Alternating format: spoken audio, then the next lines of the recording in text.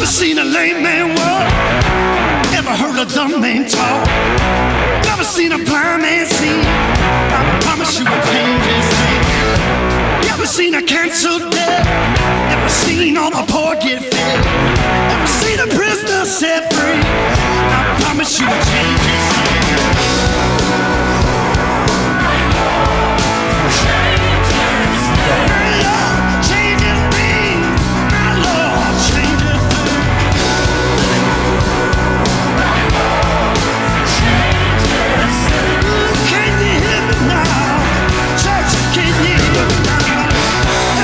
Broken heart made whole.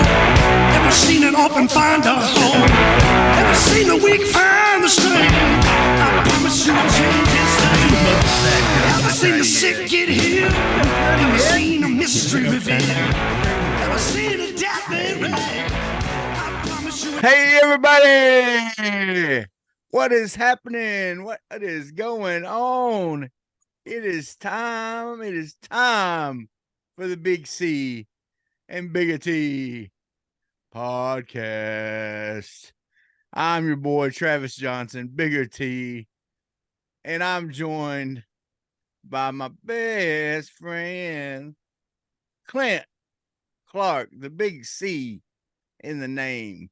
If you hadn't figured that out, yeah. How you doing, Clint? No, I'm fantastic. You see me doing this is because I have a dog sitting here begging at my leg. Oh, good. Some attention, buddy. Just want some attention. That's right. Get that dog a treat or something. Yeah, that's kind of that's how I feel when we have guests on and you won't let me talk. Yeah. It's Clint's here. Yeah, Clint's here. Yeah. How's your week been, man? And it has been real good, flown by. Had a, just been a good chill week. Been getting a lot of jiu-jitsu in, been doing a lot of rolling. So, just doing the Clint things. Now, how about yourself? What you had going on? Man, been hospital in it. My little cousin had a baby last Sunday. Yep. Baby's doing wonderful. Little Elijah. Yeah. And but my cousin, she has had she was a high risk pregnancy, so they did it at UAMS, and she ended up getting pneumonia, and it was bad enough with her. She had a C-section. Her immune system was down.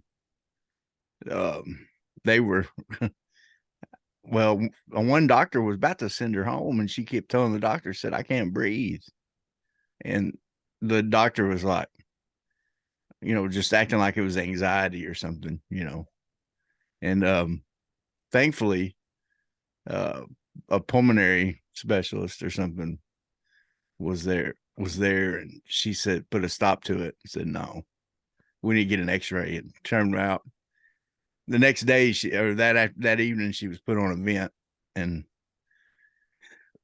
thankfully she was only on the vent for a couple days, and they were able to get her off, and now she's at home with little Elijah. So now all is well. Out of curiosity, I'm just guessing here. This may be crossing the line. My chair did that thing where yeah. I didn't fall, y'all, but it's okay. I'm all right. Yeah. That's how scared I am. In this cross line, I apologize. I take it you were a C-section. Me? Yeah. Oh no, I wouldn't. Really? I was only 6 pounds 8 ounces. Oh, I find that hard to believe. I was a little baby. They weighed your head, didn't they? Hmm? They just weighed your head. No, I was just a little guy. I was a C-section. I was a little. I don't remember what I was, but I was on the bigger side. Yeah. Of the, well, Caitlin was like that. Caitlin was always like in the 100th percentile for size. Yeah. Grew more average. Yeah. You're still getting bigger than the average person, but Me and my mom did. My mom said, "Okay, let's place our bets on how big the baby's going to be." My little cousin's baby. I thought, I said, this is her first baby. So I said 6 pounds 2 ounces. I thought he'd be on the small side. And my mom said 6 pounds 8 ounces. So she guessed. Same Right. size I was when I was born. And the baby was 5 pounds, 15 ounces. So I was 3 ounces off. Oh wow, yeah. Not bad. What did you win anything? Did you? No, I called my mom. I said, Mom, what did I win? What did I win? I'm the big winner. She's like, oh, I don't know. At least giving you a piece of the umbilical cord or something. I don't know. Yeah. Yeah. Anyway, Saracen's Casino wasn't taking bids on that. So I don't know. You know? 6 pounds. I'm taking the under. Yeah, we wasn't doing odd. Yeah. What's the over under? There's no over under at the baby. What's the over under on the baby being born at UAMS? But no. Because 6.5 was firing off pretty, you know, that was firing off as the weight to beat. Yeah. You held steady, held your ground. Yeah. But man, it gets scary when you know your family goes on that vent. That gets scary, especially we just dealt with my uncle passing away and he went on a vent. It was breathing issues that started his problems out. And so it was a scary thing for our family, but it's good to have family there with you and all that good stuff. So anyway, other than that, it's been a good week. And ate some Saltgrass Steakhouse while I was up in Little Rock. That was nice. It was which steakhouse you say you ate at? Saltgrass. I've never eaten at that one now, which is crazy because I used to work not that far from it, and I love me a good steak. Listen, Clint, I got the salmon, and they had this mixture of like crab meat and some other stuff they put on top of the salmon. It was really, really good. But they have this appetizer that I think you'd like. It's a jalapeno pepper stuffed with it's got the tail of the shrimp coming out the end of it. Right. So the meat part of the shrimp's down in the jalapeno pepper. Like the shrimp was swimming and it got stuck in a jalapeno pepper. Exactly, yeah. But it gives you like a little handle for it. Oh. Because the shrimp tail becomes your handle for it. And then it's got like cream cheese and bacon and stuff like that inside with the shrimp. And then you dip it, you know, like in ranch, and then it's breaded and deep fried. And then you dip it in ranch. It's an appetizer, but man, gosh. And it was a little bit spicy. Yeah. The jalapenos were, I mean, not bad. Right. They probably take all the seeds out of them. So, but you don't really care because it tastes so good. You just eat through the tears. It was so good, man. But it was my first time ever having saltgrass. Yeah. But good. It was yummy stuff.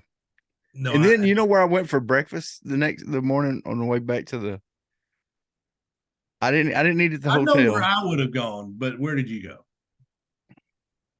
I went for a little nostalgia.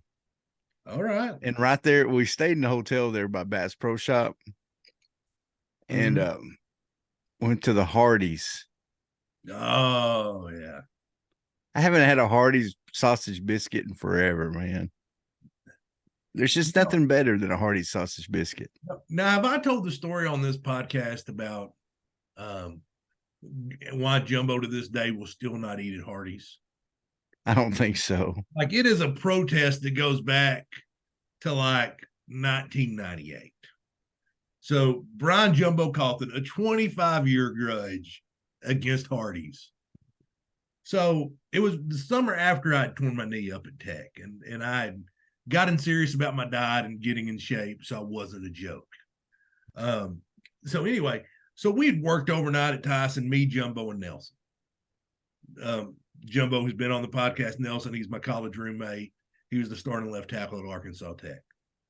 So we decided, we'd all discussed it. We were going to go by Hardee's. I used to do the all-you-could-eat biscuits and gravy for $1 on Sundays. Which is Are you kidding me? No, they used to do that. It is a heck of a deal. Well, I guess I couldn't have on Sundays anyway, church Yeah. stuff. I could eat. I could eat it. I could eat 5. Oh, easy, yeah. Yeah, easy. I could eat 5. So we're going to do that. So we get there, and my conscience starts getting to me because I'm on the diet, and I'm like, "All right, give me just 2 biscuits, plain, no butter." And they were like, they started ragging me and giving me crap, like, And the girl behind the counter is like, "If you two had a little bit more willpower, maybe y'all wouldn't be so fat."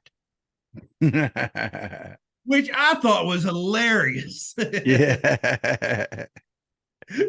That's great. I thought it was great. And then it gets worse because we eat. Matt goes back up there to get his refill, and then she's like, "This is the last one you could have." And Matt's like, "You shouldn't call it all you can eat. You should call it all you can have is 2."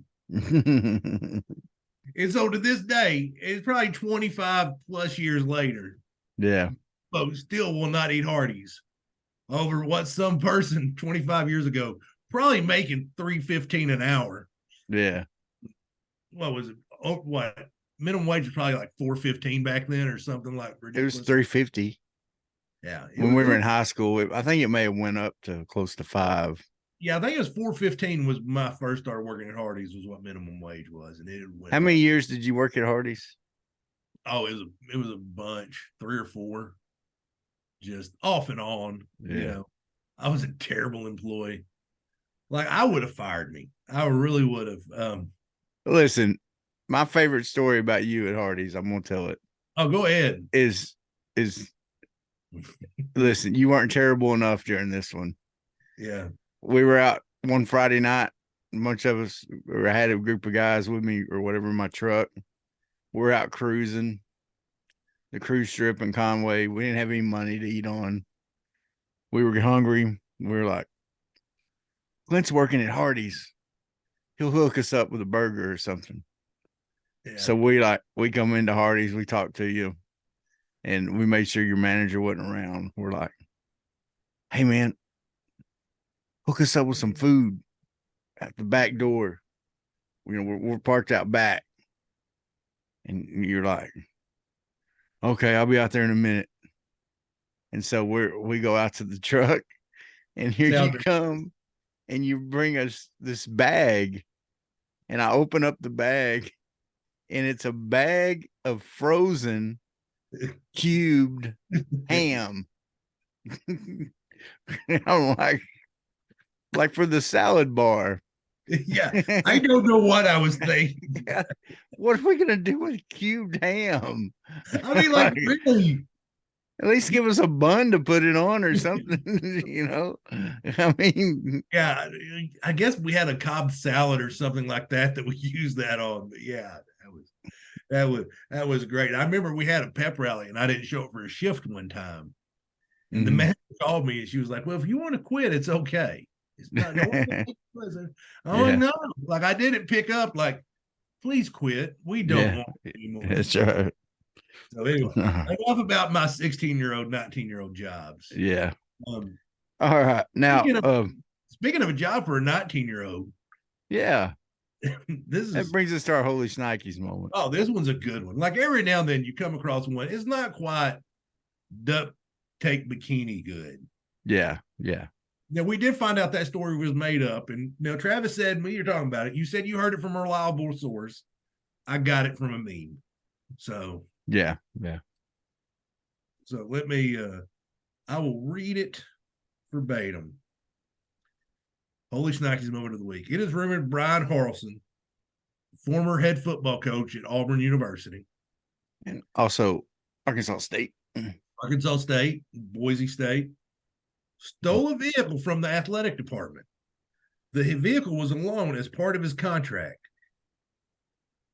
He never returned it when he was fired and drove it to his home in Idaho, and then refused to return it. Auburn had an intern fly to Idaho with a spare key and took the car and drove it back.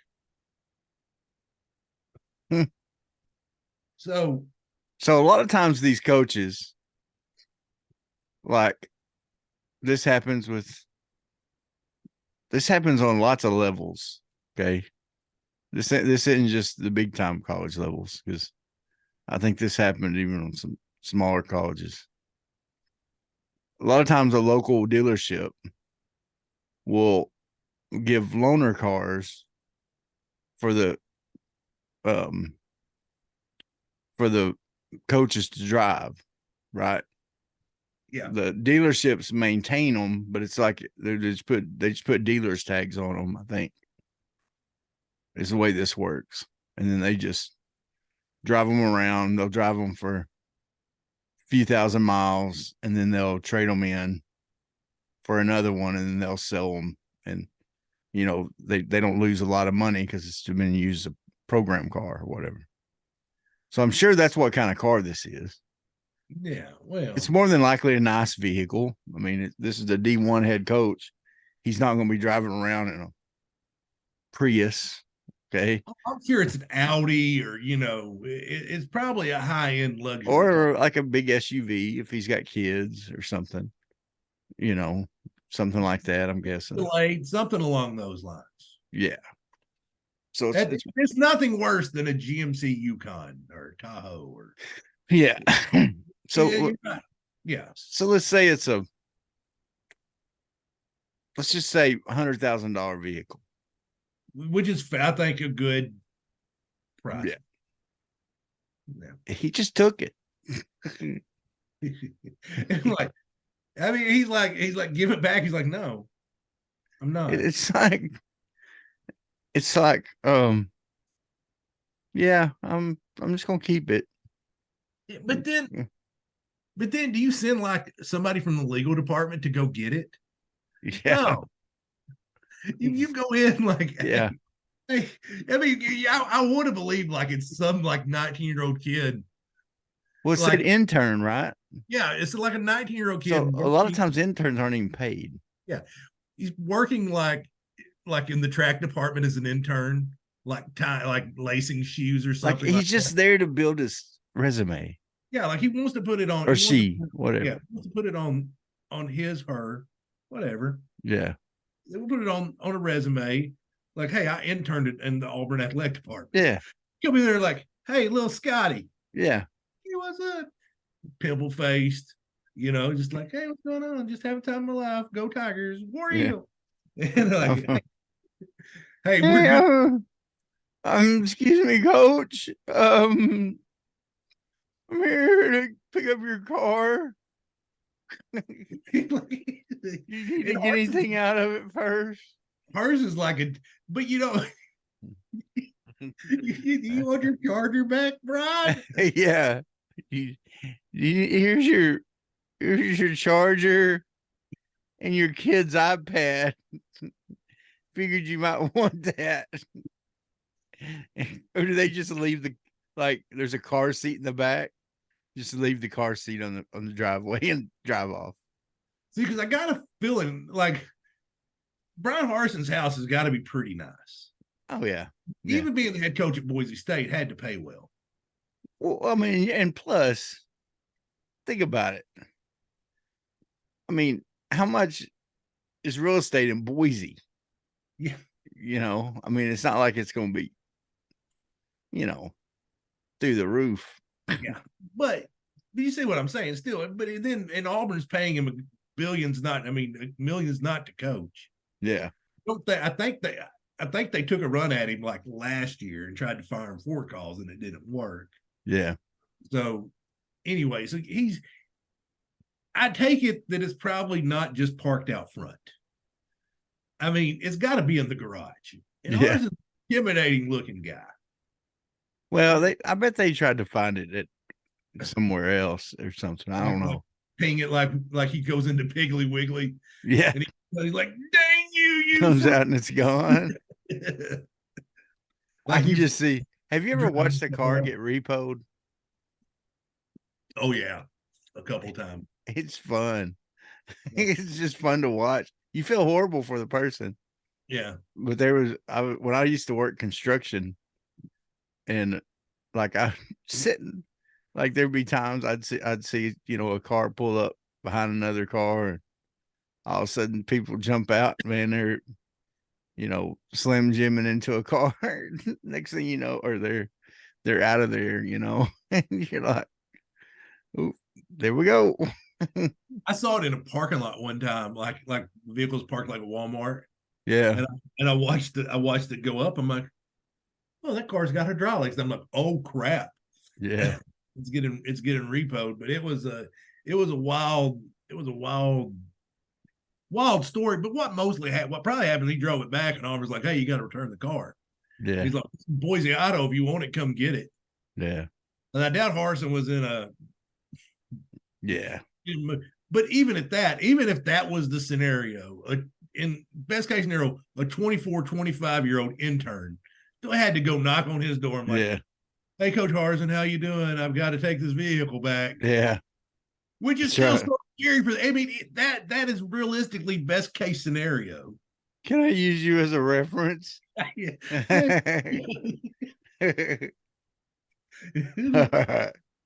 All right, enough about Auburn. Enough about Auburn. I felt we're making fun of them, so I don't feel that bad. So, well, Clint, it's SEC Media Days. Oh yeah, which is a sign that. Oh, and by the way, just real quick, I googled the drive distance. This is a 32-hour drive from Boise to Auburn. Oh wow, 32 hours. Wow. Okay, go ahead.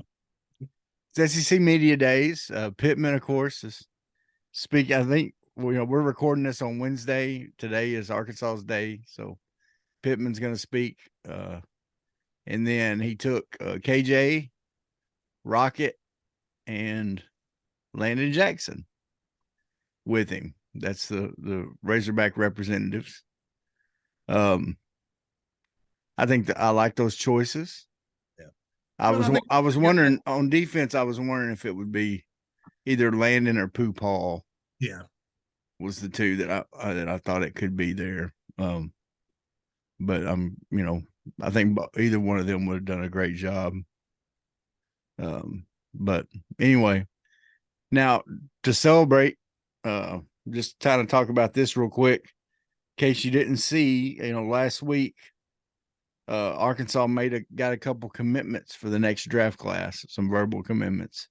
One of them for the second time. But one of them, Selmon Bridges, is a 6'3", 170-pound cornerback. He's the number 50th ranked player in the nation, number 6th ranked corner in the nation. Man, that's something we need bad. That's a huge get. It really is. It's a huge get, and I think that just shows, like, with the recruiting's been good at Arkansas. Mm-hmm. It really, really has. But I think you see that Pittman knows when he's hiring coaches, he's hiring recruiters. Yeah. Now anymore, the trick is getting them to stay once you get them there. But yeah, that's well, with him, also with Bridges, you think about. Well, okay. Well, look, we don't know what's going to happen with McAdoo this year. We don't know if he's going to get to play. The hope is if he doesn't get to play this year, that he will be back the next year. Okay. Yeah. That's the hope, because, well, really we're, really the worry's out there that McAdoo may not play again. We don't know. We're not doctors. We're two guys talking. Well, and the thing is, everybody's wondering because the university and McAdoo's family is not saying anything. Yeah. So, if they would come out and say, so everything we say about McAdoo is speculation. 100%. But I think the way Pittman has talked about it, that McAdoo, there's a good chance he won't play this year. Yeah. Because the last time he talked about it, he said, we're just trying to get McAdoo healthy. We're not worried about him playing. Yeah. So that, which is huge. It's not what you want to hear as a fan for sure. But the hope is he does come back. And the ideal situation would be he comes back and you're able to have him and Bridges playing together in 2 years. So you have an older guy in McAdoo, and then you got a young guy in Bridges, both talented, tall, lanky corners. Now, the other one we got, of course, was a second time he's committed to Arkansas. Braylon Russell, big running back from Benton, formerly of Hot Springs Lakeside. Russell's a big guy. He's like 6'2", 230-something pounds. He's a big, athletic, power runner, okay? I wonder, Clint, do you know the other team it was down to with him? I saw it, but I don't remember. It was Tennessee. Okay. I knew we lost a linebacker to Missouri, and the state that we got talent in the state of Arkansas, so people are coming in trying to take it, obviously. Yeah. Well, I wonder how much I don't know if you noticed, but Russell announced the day after Tennessee's, even though they kind of got a slap on the wrist, it wasn't horrible. It wasn't good either, but I mean, it wasn't too. I mean, they got some serious trouble. But I wonder how much that had to do with him deciding to come to Arkansas over Tennessee and making that final decision. Who knows? We'll probably never know. He may have going to been coming to Arkansas the whole time. But if he was on the fence, that may have jumped him off the fence pretty quick. Yeah, I mean, you don't know what's you heard Bart Reed last week talk about, if Alabama had promised Nick Smith this, he might have been he might have went to Alabama. Yeah. Or probably would have. So you never know what's the deal breaker going to be. Yeah. And folks, if you hadn't listened to that episode with Bart Reed last week, you need to listen to it. I know we talk a lot of NBA, but it's good talk. Yeah, it's connected to Arkansas. Yeah, for sure. And so, man, anyway, it's good stuff. Now, switching sports, we've had MLB draft. You've got a list there, I think. I do. Where some of our players were drafted. The thing about baseball, it's such a crapshoot in the draft because the very first person with Arkansas ties taken was Aiden Miller, third baseman. Now you're probably wondering, I don't remember seeing Aiden Miller get a hit. And that's because he was in high school. Yeah. MLB, they draft the high school kids too. So Arkansas had like an historically high rated recruiting class. Mm. But I think you've talked before about, I went and watched a Mets game and Syndergaard pitched.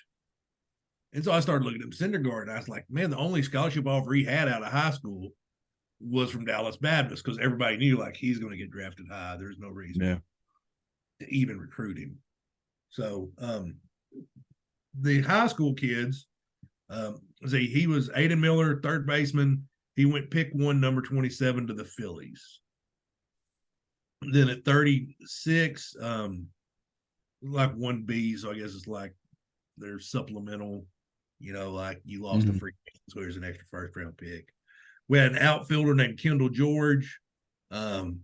These both, their approximate values are between 2 and 3 million.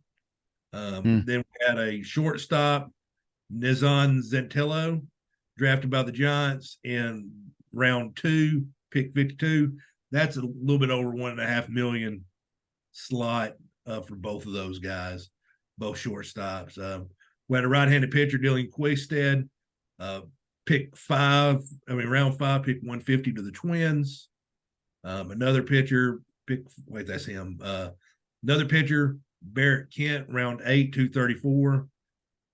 Value a little bit over $200,000. Then a pick 8, 242, right at $200,000. And we had a late one, round 20, pick 588. They only do 20 rounds. It used to be they do like 50 something rounds. Yeah. I think it'd be more than that. I think it made, because wasn't it when Greg Montgomery got drafted? He was like in the 55th round. Yeah, something like that. Yeah. It was like that. But yeah. So there was that. Now, we didn't see any actual college players get drafted until round 2. And the first one taken was Jackson Wiggins at pick 2, round 68 to the Chicago Cubs, which I hate to see. Yeah. Number 1, because I wish he was coming back. Yeah. But number 2, because it's the Cubs. And yeah. when we were on the phone earlier, I was like, man, it's making it hard. As a Cardinal fan, they're making it hard to hate the Cubs organization. I know, because they keep drafting all these hogs, baby. We got Casey Opitz, Connor Nolan. Yeah. Then now Jackson Wiggins. That's approximate pick value, contract about $1.1 million. Hunter Holland went round 3, pick 74. So early round 3. Jackson Wiggins went 6 picks ahead of him at 68. To the Cincinnati Reds, right at $1 million for that one. Tavion Josenberger, pick 3, round 3, pick 100 to the Orioles. 6.5, 650.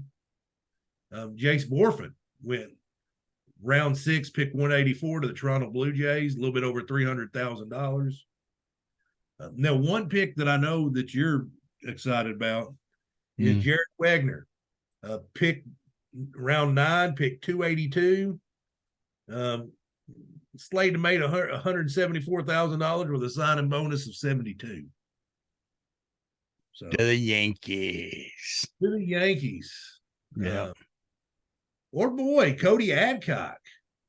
Round 13, pick 378. It doesn't list the pick value, but it does say that he should make a signing bonus about $150K. Not bad. Yeah. So, our boy Cody Adcock, who's been on this podcast, that's another great episode. If you haven't watched that one, go back and watch that one too. Yeah. And last, Caleb Cowley, round 16, pick 487 to the Seattle Mariners, and they have no value listed. I did see, I don't know if you saw it, where the LSU pitcher Skeens. Yeah. He signed a record contract for like $9.2 million. I believe it. Yeah. But listen, professional baseball should be hard. It really is. But the MLB is taking steps to really, I guess, more manage the minor league access. Like, they used to be, they cut the draft rounds down to 20. To go on for like I think they did the MLB draft from early June to mid-September. Yeah. but that's how it was. Yeah. That's ridiculous how many rounds there were. And like, they had so many minor league teams, they've really kind of shrunk that down where it's only the best of the best. You got to wonder about some of those late round pitchers that we have that were drafted, whether they'll choose to come to Arkansas or if they'll straight to professional ball, because it's can you help yourself by coming to Arkansas? You look at Wagner, he went to Arkansas, he went from undrafted to getting drafted in the 9th round this year, and you've seen so many guys help themselves. So they got to decide, hey, is it better for me to go play college ball for 3 years, or should I go and take the money now? So yeah. Well, one player too that didn't get drafted and is now entered the transfer portal is Mr. Saved by the Bell, Zach Morris, which he had a good year 2 years ago, Well, and he struggled a little bit this last year. yeah. So was he a team captain? I couldn't remember that. I can't remember if he was or not. I think he might have been. Well, Yeah. Here's the thing is sometimes you got to look and you got to see the writing on the wall. Yeah. It's like, was it one day the running back, from North Little Rock? Yeah. Like you can look at that running back room if you're him and be like, all right, I didn't play my redshirt freshman year. I'm not going to play this year, and I'm already behind Dominion. It may be 3 years before I get any significant carries. That's right. And they're always trying to recruit somebody better than you. So, I mean, you looked at the room, he was already down there, and you see the stud horses they have coming in because apparently the pitching recruiting class is off the chain. Yeah. And I think with Hagen Smith, Brady Tigert, McIntyre, that's your Friday, Saturday, Sunday starters right there. Well, and you got some transfers that have come in too.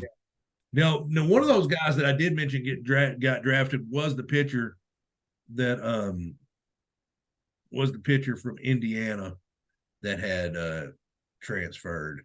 Oh yeah, Craig Yahoo round 8. So he's one of them guys like, okay, he may choose to come prove it in the SEC and go from making $200,000 to making millions of dollars. Yeah. And I'm sure that's a conversation that him and Van Horn and Coach Hobbs are all having. You're right.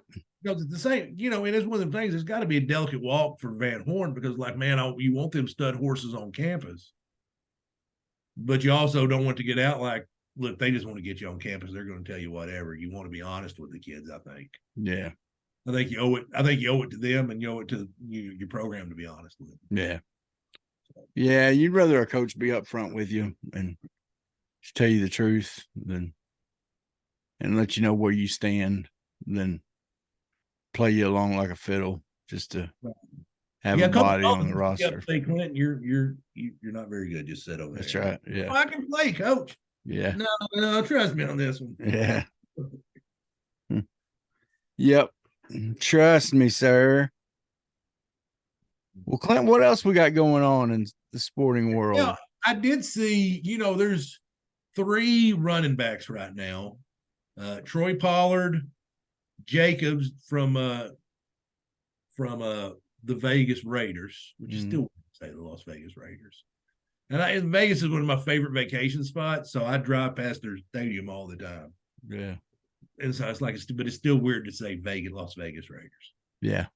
And so you've got those 2 teams, and who's the other one? And then the Giants with Saquon Barkley, all franchise tag, none of them happy about it, making a little bit over $10 million a piece. Yeah. But there's been some running backs come out like speaking out against the way they feel like they feel like they're riding the running back position out of the NFL and they're not getting paid. Here's the thing: the shelf life for a running back in the NFL is not very long. These guys anymore are pretty much done by the time you get to you want to have a good first few seasons, then you get one money contract and then you're out of the NFL. Yeah. That's it. That's what you get. And I sent you a thing last night that you said you didn't see. And this was insane to me. All right. The average salary for an NFL kicker in 2023 is $2.26 million for a kicker. Yeah. The average salary for an NFL running back in 2023 is $1.81 million.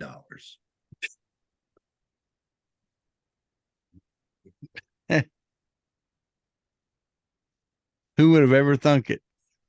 Yeah. I mean, the kickers are the guys you kind of pick on a football team when you're in college, you mess with them. It's all good-hearted fun. Yeah. But that being said, that was crazy. But listen, especially at the running back position, I'm all for getting as much money as you can on that second contract because that's probably it.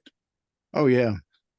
I mean That's the thing. A kicker can kick until their late 30s. I think I mean, Adam Vinatieri was 78 years old. I think something. He quit the NFL and went straight on Social Security. He just, But a running back, by the time they're 30, they're done. I mean, it is. Their knees are shot, their shoulders are shot, their everything.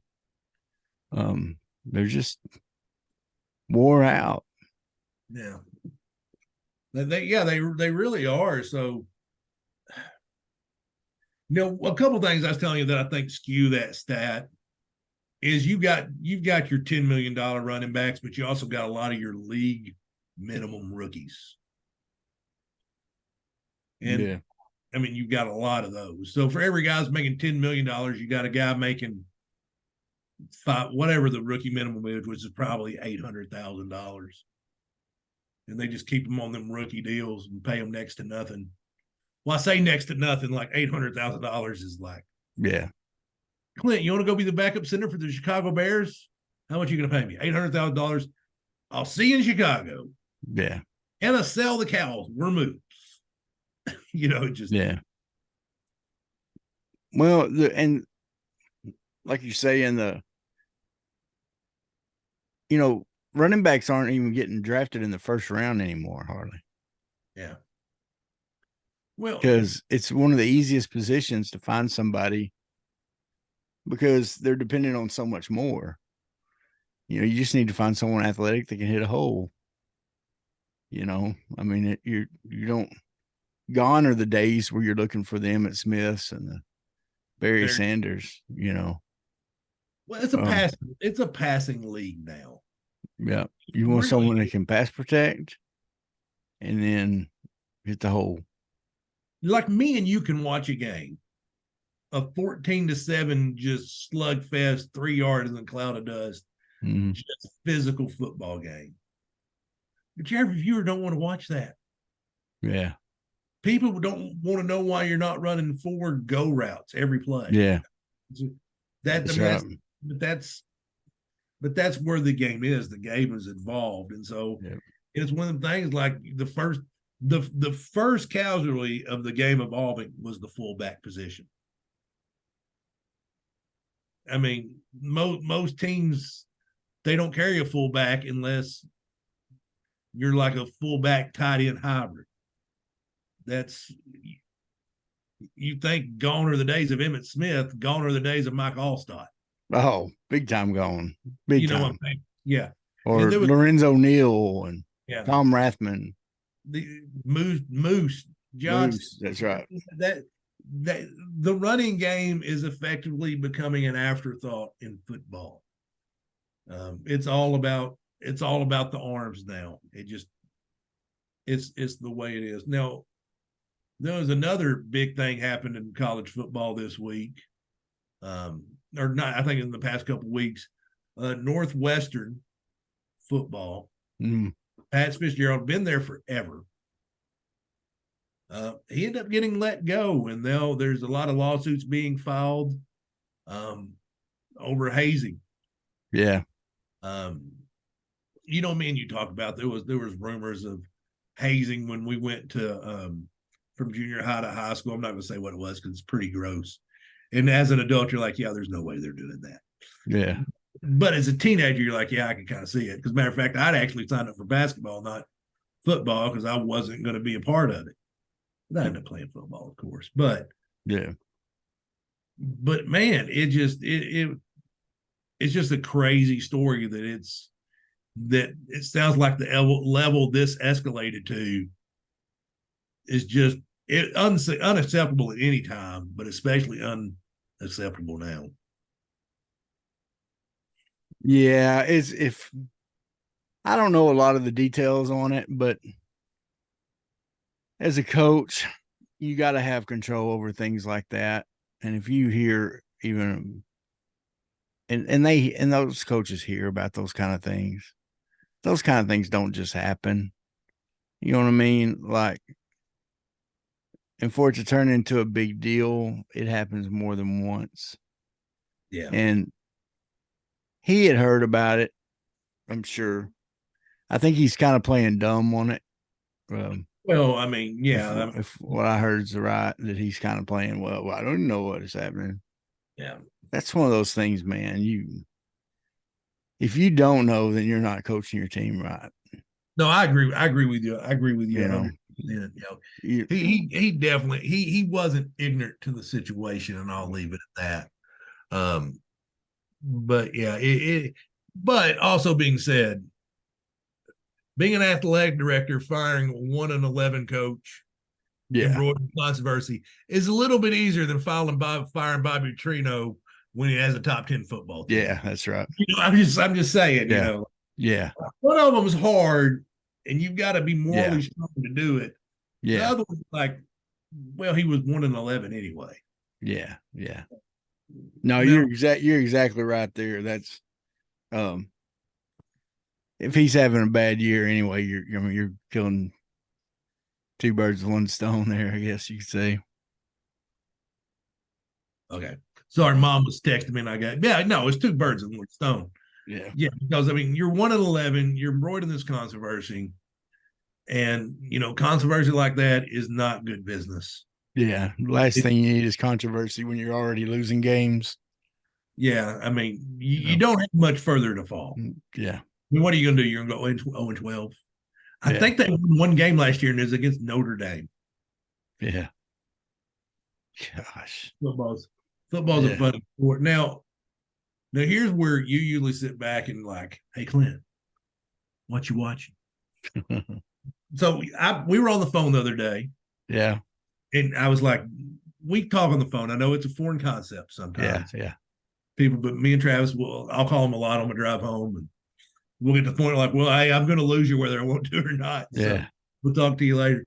But I said, dude, had you watched the show Quarterback on Netflix?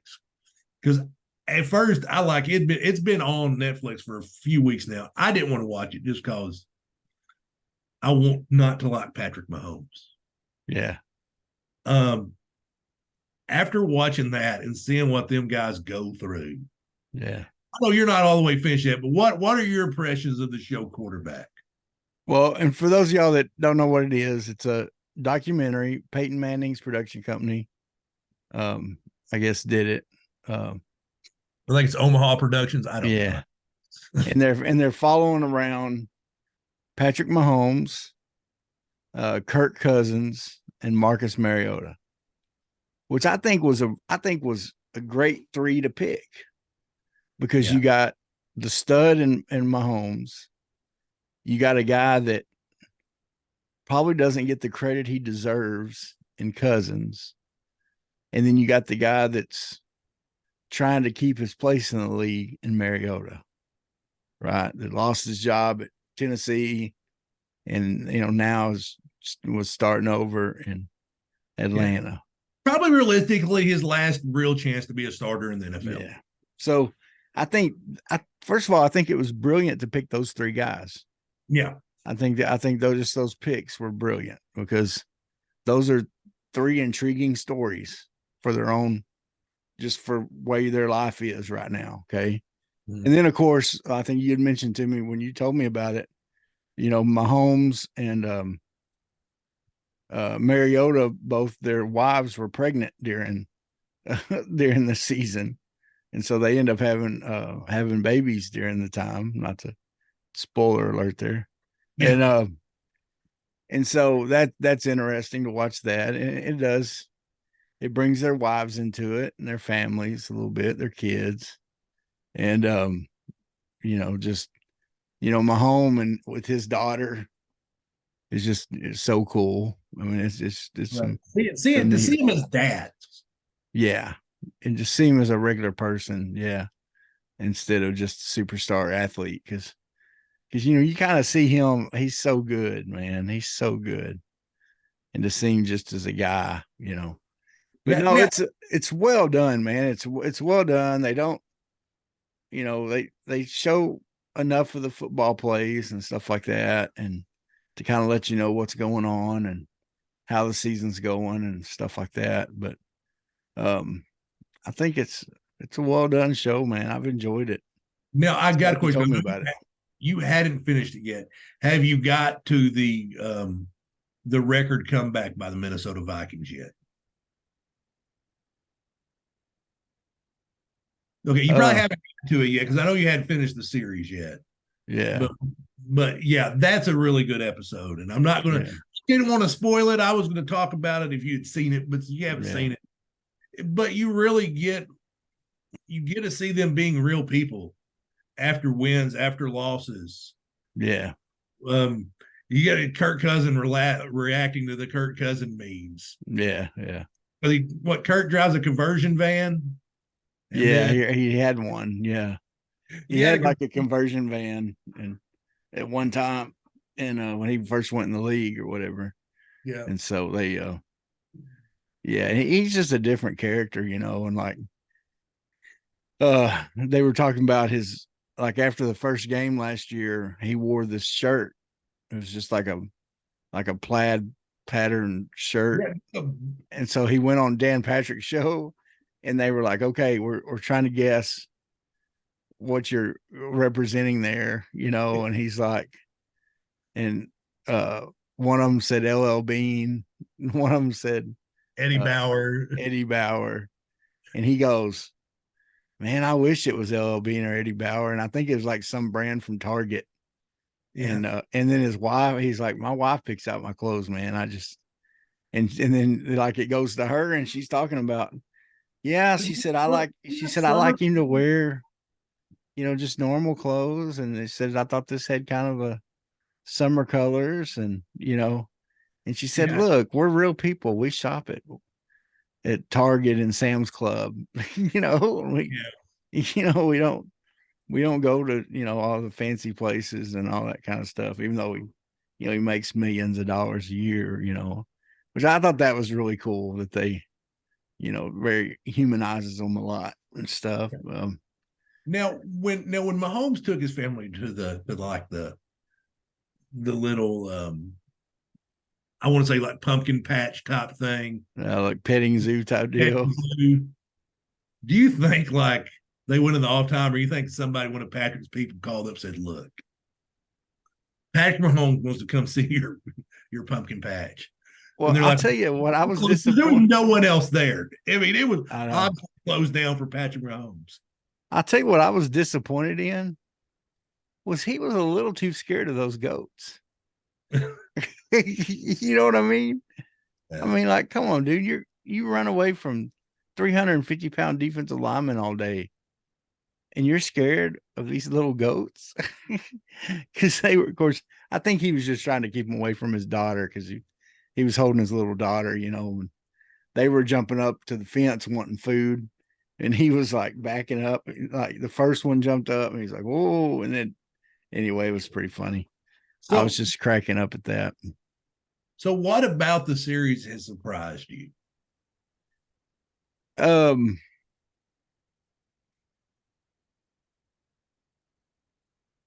Because I don't know. what surprised me is seeing the beating these guys take on a game when you don't even think it's a beating. Yeah, You watch football games. Like I remember watching Neil Burcham, who played at Greenbrier, went to SMU. I remember watching that game and be like, somebody get this kid out there. He's going to get killed. yeah, The worst beating I've ever seen a quarterback take in my entire life. yeah, Like it was horrible. But there's these games where you're like, oh man, that's a pretty clean game. And they, and they'll have like bruises down their leg, and yeah. issues And then all the stuff they have to, yeah. like Kirk Cousins, you know, um, it shows him getting all kinds of treatment for his, and just all kinds of treatment in general. Yeah. It shows him getting treatment for these bruises and all this different stuff.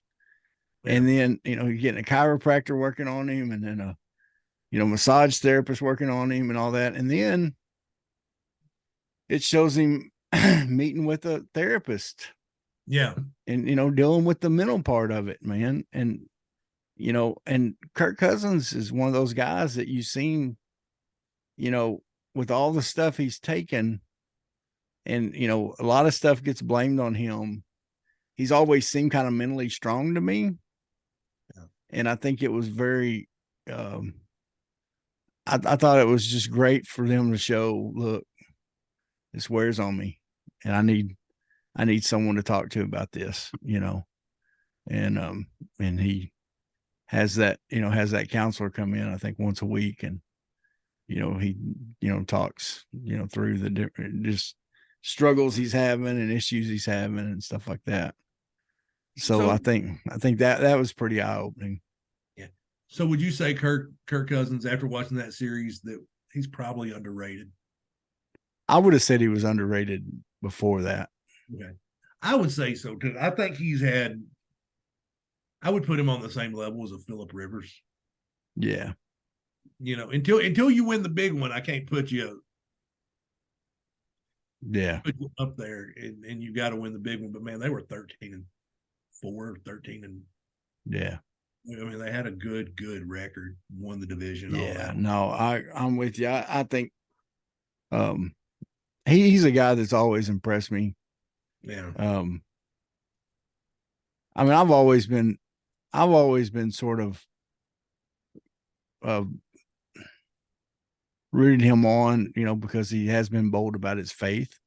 Yeah. And so that's one thing that always kind of connected me with him. So, even so that made me a little more forgiving, I guess, of his play sometimes. But I really do think and of course, I go, so much of my NFL watching is fantasy football, right? Right. Yeah. And his stats are pretty consistent.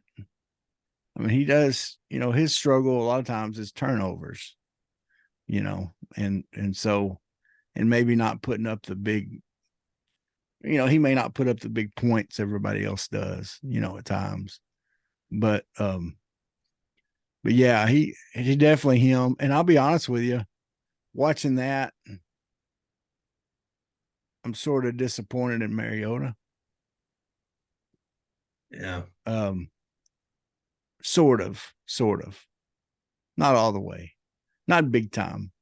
No, and who, obviously, I think you get benched, you get beat. Yeah. But the season, you can't blame the Falcons organization. Season's over. We got the rookie. Let's go ahead and see what he can do. Yeah. Not making the playoffs. Let's just don't. Well, and the thing, and here's the thing, Mariota had to know that was going to happen. Yeah, he had to know that was going to happen. He's been around long enough, but also don't blame Mariota. Like, well, I'm not playing anymore. I might as well get this. I mean, because like we're talking about Kirk Cousins, Mariota's he's a runner, so he's taking more of a beating than him. Like, dude, I need this surgery. I'm going to just go get it fixed. Well, but my problem with it was, Clint, he didn't even tell the coach or the ownership. No, it should have definitely been that he was going to get the surgery. Yeah. He just didn't show up. Yeah. He just didn't show up once they brought him in, according to what I saw in the documentary. They brought him in, told him, we're starting the young guy.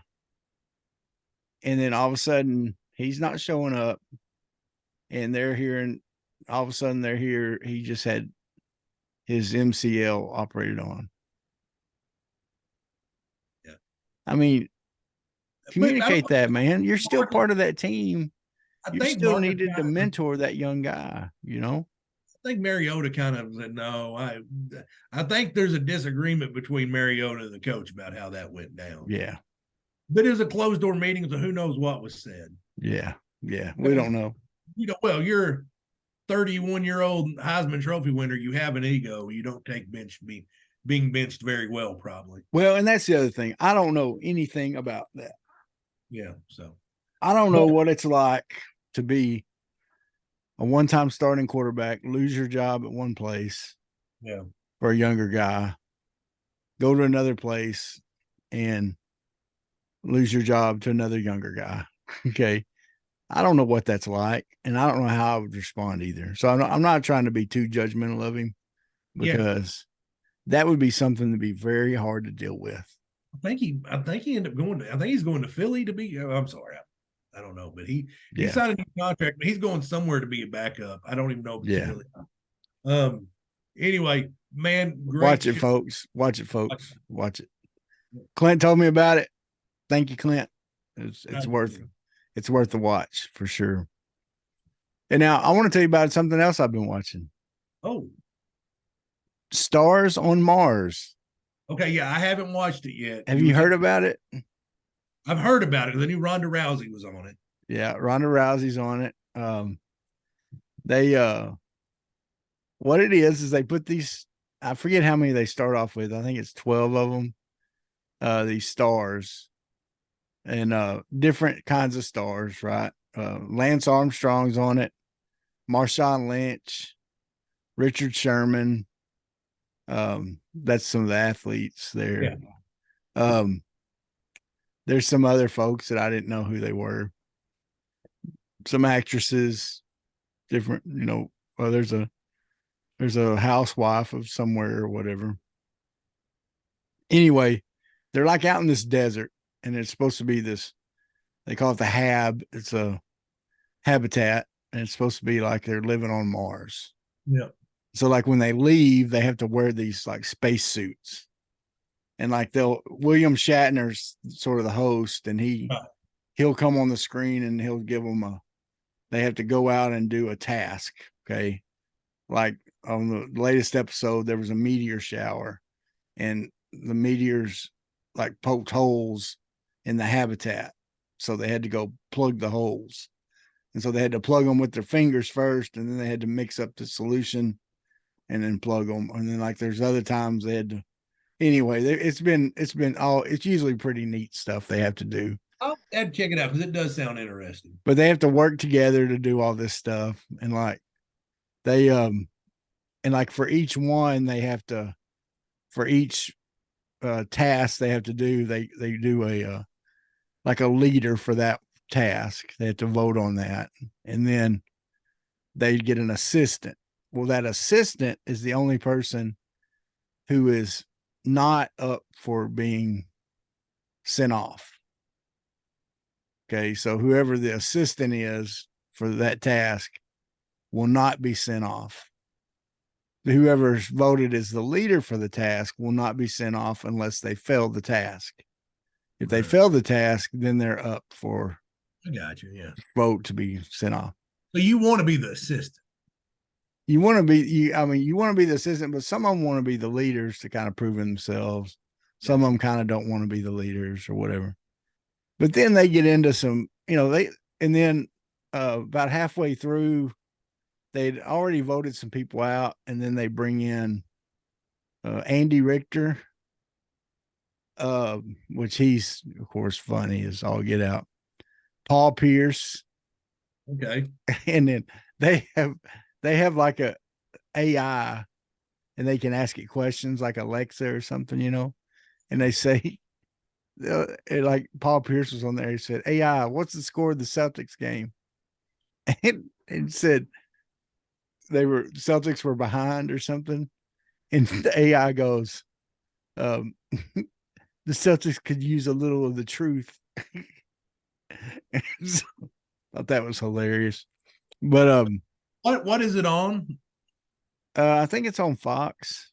Okay, I'll have to check it out. I watch it on Hulu, but I'll watch it on Hulu. Anyway, it's pretty interesting. And of course then there's some of them don't like each other. There's some, Lance ends up saying something that makes some of them mad, and so there's some little contention there. But anyway, it's interesting. It's one of those reality type deals. It's kind of a different concept, and so it's an interesting show. So I thought when I first looked at it, I thought it'd be dumb as all get out, but it's really not too bad. It's really pretty good. So anyway, well, folks, made it to another one. Like, share, subscribe. 119. We all grown up. We all know. Like, share, subscribe, hit that bell, notification bell. It'll let you know when we've posted new stuff. Comment, all that good stuff, folks. We appreciate you so much. Those of y'all that listen all the time, and even if you're just listening for the first time, we appreciate you also. And we want to thank you so much for your support, and keep supporting us. We love doing this. Clint, we're the smartest guys out there. We are super smart. If you don't think we are, just ask our moms. They'll tell you. My mom won't. Well, maybe not. All right. See ya. Work, filthy, dirt, harvest, hurt, kingdom come, sweat, work, filthy, dirt, harvest, hurt, kingdom come. Listen, that's why I sweat when I work. My hands get filthy down in this dirt. Won't see no harvest till I hurt. Crying your kingdom come. Listen, I wake up in the morning, I bow my head to pray. Mama told me if I don't, ain't nothing gonna change. These prayers breaking up hard ground so I can sow the seed. Ain't afraid of no aches and pain. Lord knows I gotta follow his lead. That's why I sweat when I work. My hands get